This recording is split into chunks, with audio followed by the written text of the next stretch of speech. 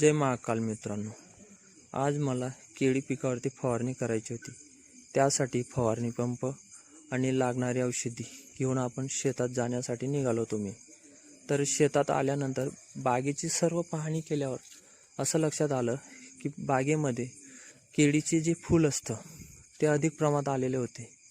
त्यासाठी ते कमळाचे फूल काढण्यासाठी मी सुरुवात केली होती। ते फूल काढल्यानंतर आपल्याला 7 ते 8 फण्या ठेवून इतर जे केळीचे फणे होते ते काढून जमिनीवरती टाकले।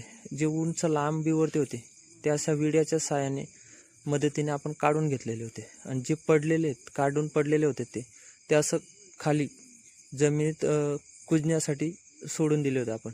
पालापाचोळा जो होता तो सर्व काढून आपण जमिनीवरती टाकला होता। त्यानंतर तेवढ्यातच लाईट आली होती दिवसा पाळीची।